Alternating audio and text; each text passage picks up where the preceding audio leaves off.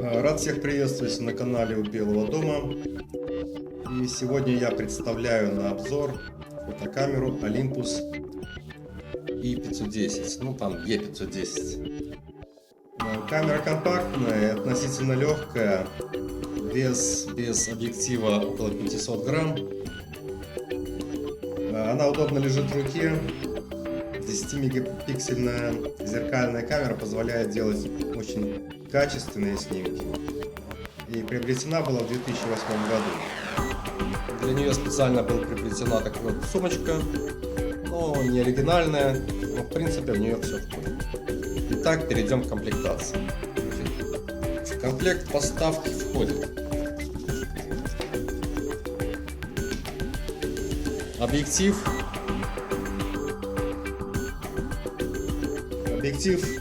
Zuiko Digital с цифровым зумом от 14 до 42 миллиметров.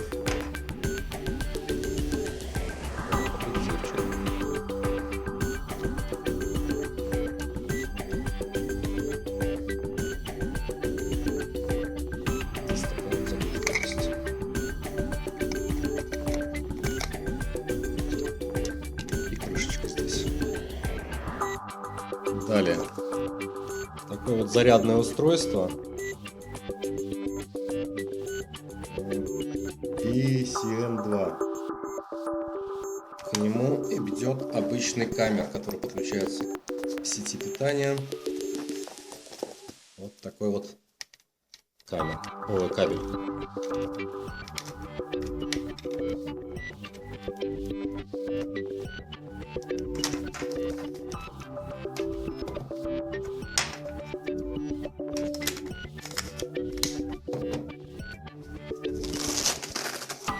Кроме того, сама камера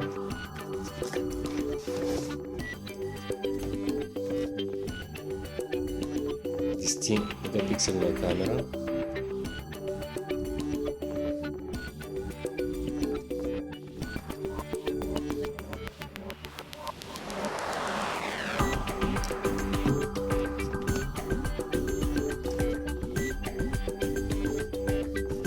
Также идет аккумулятор.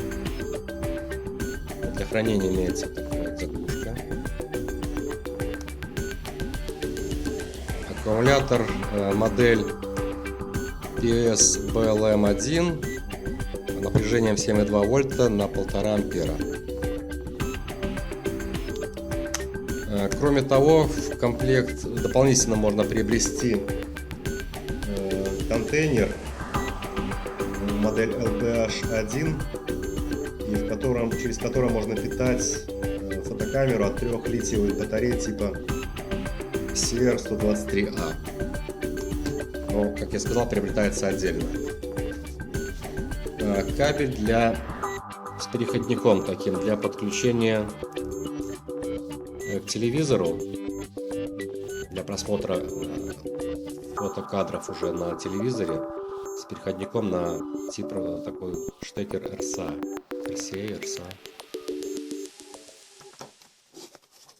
Также кабель USB для подключения к компьютеру.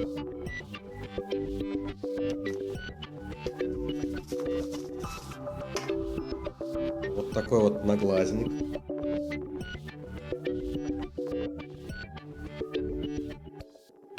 Модель EP6. Отдельно можно приобрести другой тип наглазника. Передняя часть, здесь такая резиночка надета. На пластмассовая резиночка надета. Ну, здесь, пожалуй, все. Значит, на самой камере одет вот такой вот наплечный ремень. Очень качественный. Хоть и изготовлен в Китае. Кстати, сама камера также изготовлена в Китае.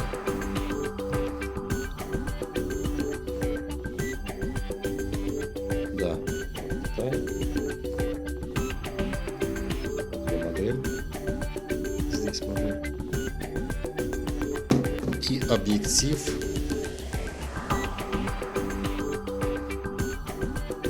Объектив. Здесь не указано. Ну, наверное, тоже китайская.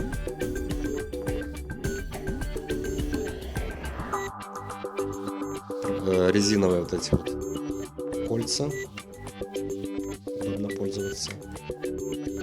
Кроме того, в комплекте поставлялся вот такой компакт-диск с утилитами для просмотра и обработки полученных фотокадров.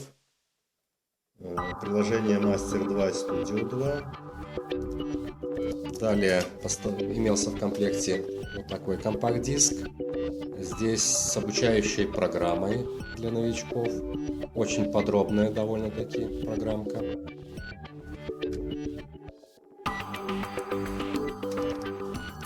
И такой очень полное руководство по эксплуатации. Ну, это, можно сказать, такая мини-энциклопедия по освоению функций съемки, просмотра, печати, использования прилагаемого программного обеспечения, дополнительной комплектации, прочее.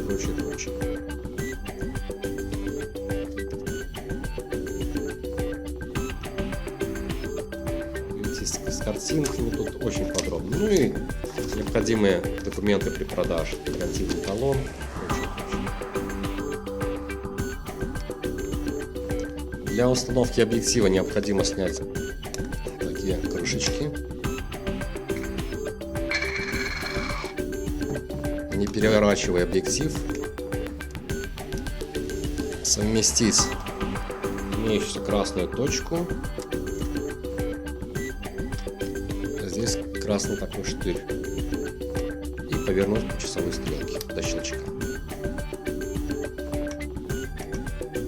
Так, на самой камере имеется заглушка на башмак для внешней фотокамеры.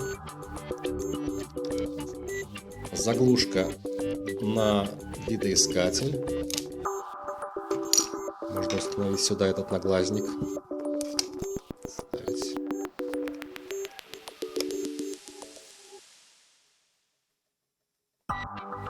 Значит, датчик фотокамеры, который здесь установлен, захватывает все великолепие цветов. Поставляемая вот эта линза, ну и другие также, которые можно приобрести отдельно. Они разработаны специально для Олимпуса фирмы Zoico. Линза очень четкая, максимальная ампертура у нее 3,5.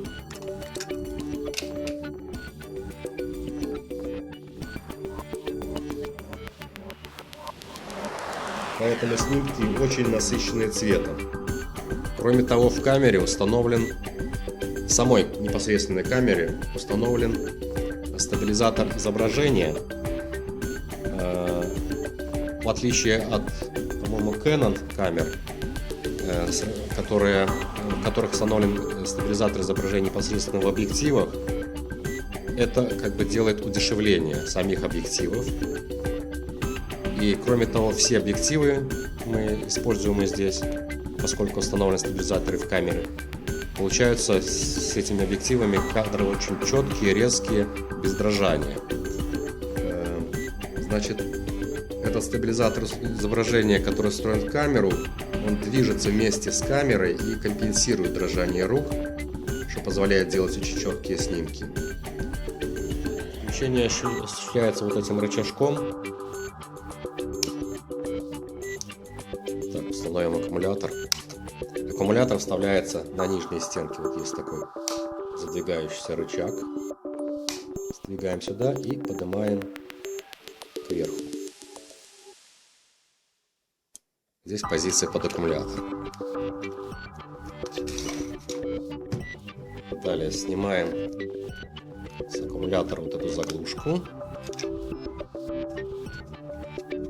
И располагаем согласно контактам.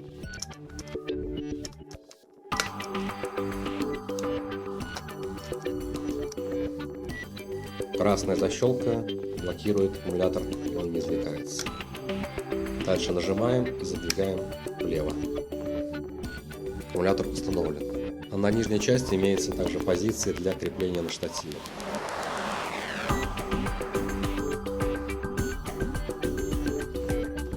Сам корпус, он вот эти части, они прорезиненные. То есть он очень как бы приятно лежит в руке. Вот эта часть прорезиненная. Все остальное пластиковое. Но там, где пальцы наши лежат, вот эти части прорезиненные очень как бы так хорошо держатся здесь. Значит, включается этим рычажком. Значит, здесь впервые на то время в зеркальных камерах было использовано визирование по экрану, которое включается вот этой кнопкой. В данном случае мы перешли к визированию через видоискатель. Чем это удобно? При визировании по экрану затвор закрыт и можно предварительно оценить будущий фотокадр.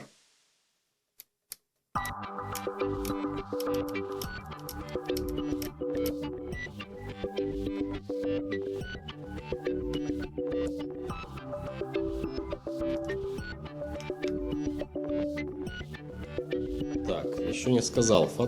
Данная зеркальная фотокамера поддерживает накопители. Накопители карточка XD. Ну, это стандартный олимпусский формат такой.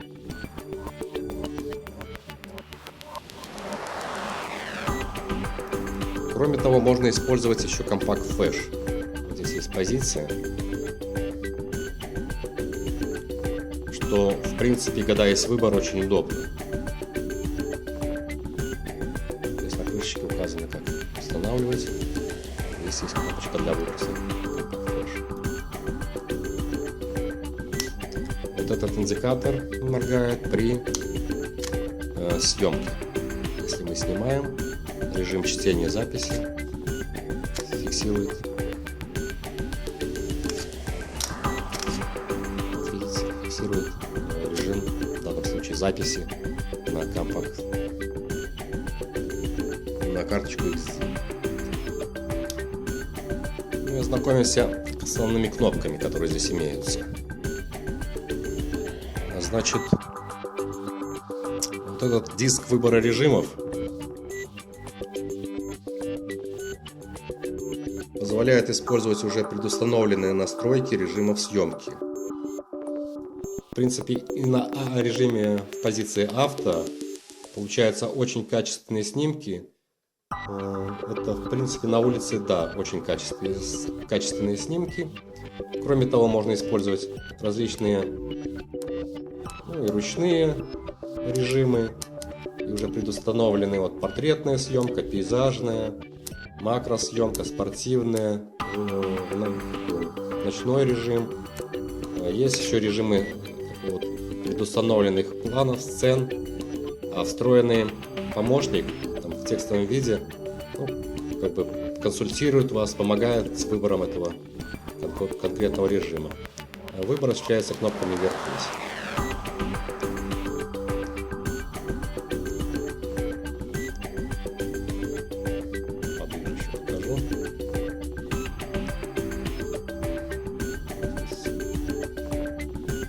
Описательная такая текстовая сносочка, для каких режимов что подходит, в каких режимах съемки какой режим подходит.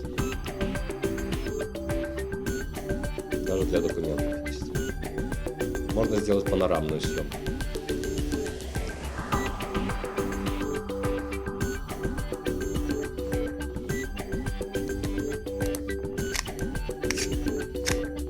Кроме того, имеется кнопка выбора ISO. Вот мы видим, что ISO регулируется от 100 до 1600 и позволяет снимать в темных условиях. Кроме того, как уже продемонстрировал, имеется встроена здесь такая скромная вспышка.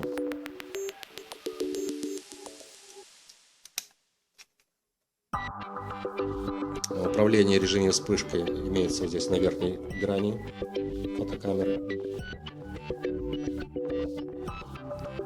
Значит, еще выбор этих режимов позволяет изменять настройки фотокамеры, в том числе и баланс белого. А для получения креативных снимков нужно использовать ручной режим.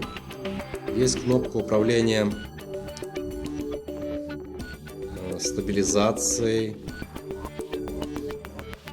Так, режимы автофокуса. Это функциональная кнопка, программируемая. На нее назначаются наиболее часто используемые или удобные, более необходимо, чтобы она под рукой была, используемые функции. Мы выбираем эту кнопку и осуществляем регулировку вот этим колесом. Так, есть кнопка стабилизации. Несколько режимов стабилизации.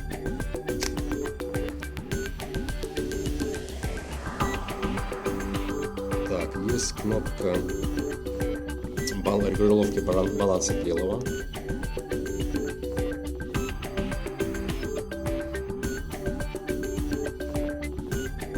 Вот эта кнопка уже ранее была сказана.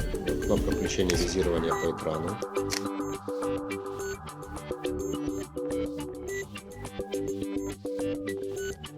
Ну, здесь вот как кольцо такое, размещены кнопки режима автофокуса. Кстати, в этой камере, наверное, больше я так нигде не видел, использована кнопка совмещения автофокуса с ручным фокусом.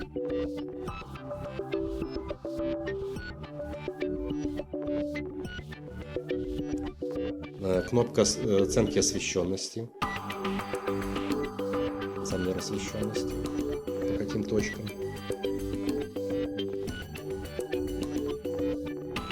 Ниже под этим кольцом расположена вот по такой резиновой крышечкой разъем для подключения внешних устройств с помощью прилагаемых в комплекте кабелей.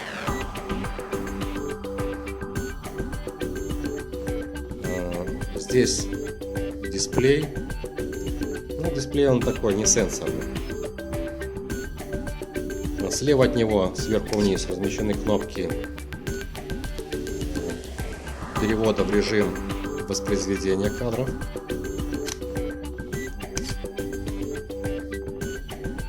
Увеличить масштаб можно вот этим кольцом, как мы видим.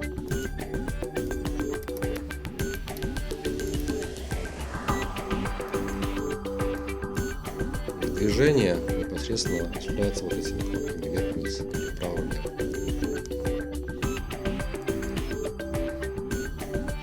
Для просмотра более детального снятого кадра. Вот эта кнопка удаления ненужного нам кадра. Прилагается да, нет.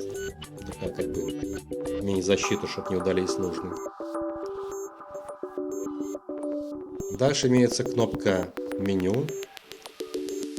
В меню тут несколько таких папочек для настройки режимов фотографирования. Два режима. Вот. Режима съемки. Два режима. Дальше настройка режима воспроизведения. И какие-то, называются, ну, стабильные такие настройки, которые, ну, там установка времени, что такое вот, непосредственно, которые не используются в режиме непосредственно фотографирования или воспроизведения. Я его там прогоню, форматировать карту.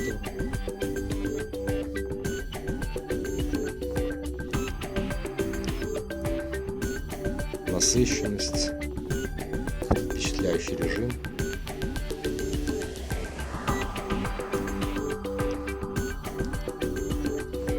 Режим съемки. Разрешение.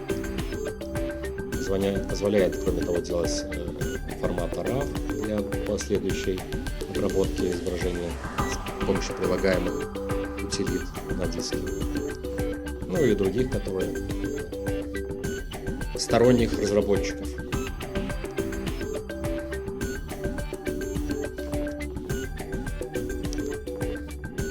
Ну и последняя тут кнопка Info.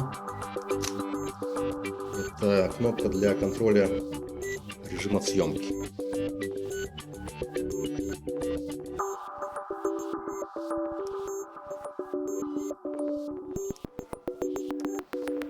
Вот они переключаются по кругу, эти режимы. Сверху имеется кнопка управления фотовспышкой и кнопка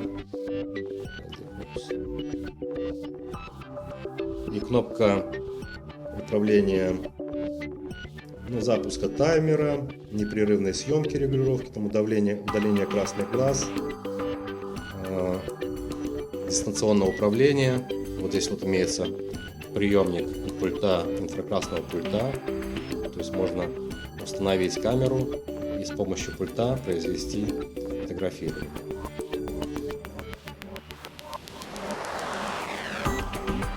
Вот такой кратенький обзор этой камеры. Что хочется сказать, что камера такая, ей пользоваться очень удобно. Она более подходит для тех, кто впервые познакомился с зеркалками. И отмечу, что в отличие от современных зеркалок, данная камера не позволяет снимать видеосюжет. Чисто фотокамера.